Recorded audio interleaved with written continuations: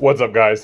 Sorry I'm so late with this one, but was busy with the whole 38 special workout. I appreciate everybody who came by and left a comment, supported for my birthday workout. It was a lot of fun, and I'm gonna have to do it again because I wasn't satisfied with my time. So that was fun. It's probably the info card up there or something if you want to check that out. Anyway, let's get to the Q&A. By the way, I'm not doing a Q&A this week. Again, putting that all together, Thanksgiving this week. We're going to skip the Q&A for this week. This is last week's Q&A. So, the left side of my body seems to be strong. It says syringe, but I don't get what he's saying there. The right side of my body, I don't feel soreness with my, seems to be stronger than my right side. I don't feel soreness with my left. I can perform more reps with my left. I'm going to go with stronger. My right side is opposite. Regardless of exercise, I always use the same weights for both halves. Right with my right side, but I do everything else with my left. What can I do to fix the situation? Strangers. That's your solution. Strangers. In all seriousness, right now, my left bicep is smaller than my right bicep. So what I'm doing, like when I'm doing my dumbbell curls, I do 2 to 1. I use the same weight, like I'll 25s, 35s, 40s, whatever. When I'm doing curls, I'll do 2 reps with my left for every one with my right. Stranger danger. Anyway, excuse my 12-year-old sense of humor. But yeah, that's what I do. I use the same weight. And you don't want to get too far into left field with going, oh, I'm just going to exclusively work this side until it catches up with my other side, because that's not going to be that great.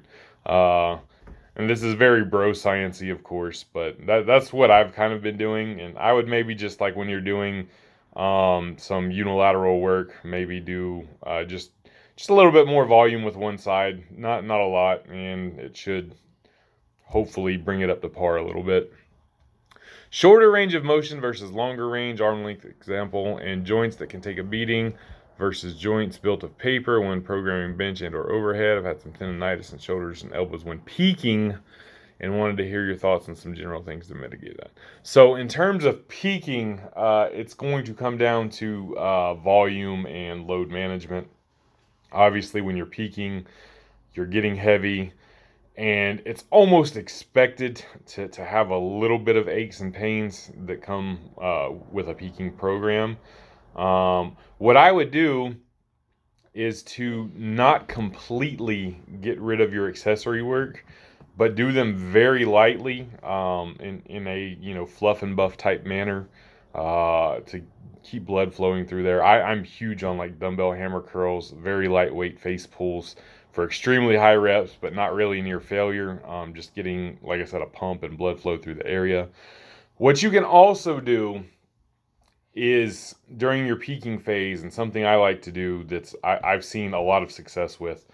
Uh, Instead of say you're going to go into a session and do like 5 singles or 5 sets of 2 or whatever the case may be, maybe reduce that down to 2 or 3 singles or 2 or 3 sets of 2 at your heaviest working sets, whatever you're going to do, and then drop down to legit like 50 to 60% and do triples just as fast as you can. Like, just put all the force you can put into that bar. You're going to take advantage of the post-activation potentiation of already having done those heavy reps. So you're going to get a lot more out of that quote-unquote speed work. And while it doesn't help with your body getting used to the absolute heaviest loads that you need to do while you're peaking, it's still helping with your body producing as much force as possible. And since you're reducing the volume of that super duper heavy stuff, it's going to save your joints and stuff a little bit too. So I would look at that. That is like for peaking. That is temporary, getting you through a peaking cycle. This is not like lifelong advice to fix any underlying problems that are there, or permanent solutions. But you put it as peaking, so that's the way I wanted to answer your question. Thoughts on benching 4 times a week to up the numbers instead of 2? I'm injured, skipping legs, plenty of time for benching upper body. Yes, do it. You know, we can generally handle more volume than we think we can. I would certainly ease into it if you're not accustomed to benching 4 times a week. So I would do like your regular 2 sessions, and then your other 2 sessions, Just slowly build up the volume and intensity in them, whatever your goals may be. And it shouldn't take you, a month to get fully acclimated to it. The body adapts pretty quickly, and then you can really go hard in the paint with it. How to diagnose bad programming on the bench press when bulking. My bench is increased, but almost the same as my body weight is increased. What would be a good weight gain to bench gain ratio? Ratios are stupid. There's no good or not good ratio. I try to get that out of people's mind. Ratios are mostly irrelevant. And what we talk about.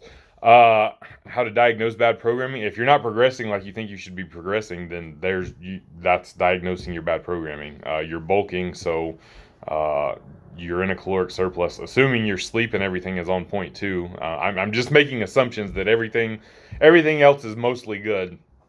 Then that's how you diagnose the bad programming. You have to change a variable if you're not progressing like you want to. Typically, volume is what we look at first. Depending upon, I don't know, are you benching 7 days a week? Are you benching 1 day a week? Do you need to bench more? Do you need to bench less? Et cetera, et cetera. But if whatever movement you're doing is not progressing at the rate which you think it should, and you have everything else in line, then your programming is bad. At that point, you have to change a variable. What variable? I don't know without seeing videos of you benching and knowing what your programming is. I don't know where would be the best variables to start. Typically, it's volume. And typically, you need more of it. But again, you could be benching 7 days a week for all I know. But you need to change a variable. What areas you're looking into, interested in coaching versus those you don't take client for?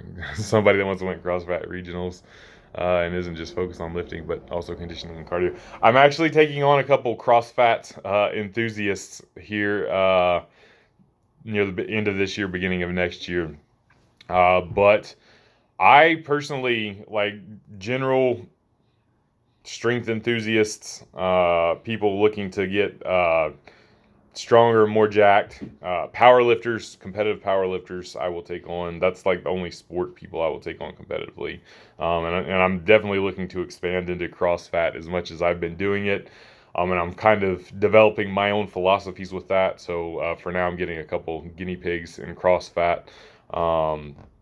But yeah, most of the people, I think I've got one person that does compete right now, one person that's looking to compete in powerlifting, and then most everybody is just kind of general, wanting to look better, get stronger, get more jacked.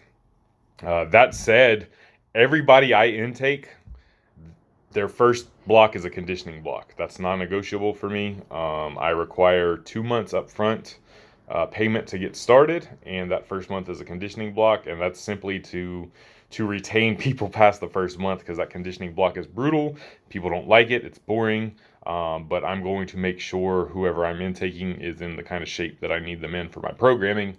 And that makes sure we don't waste each other's time. So conditioning is huge for me. That's the basis of whatever route we're going. If it's powerlifting, if it's general strength and conditioning, if it's wanting to get more jacked, if it's CrossFit, whatever the case may be, we're starting with conditioning. Honestly, as a lifetime skinny bitch, it seems the biggest dudes are always just thick framed that got sort of fat but never stopped working hard at conditioning and calisthenics. I think about personal anecdotes, but also dudes like Mitchell Hooper, who was a marathoner, if not wrong. I mean, there's a genetic component to everything, of course, and some people are predisposed to be more that than the others.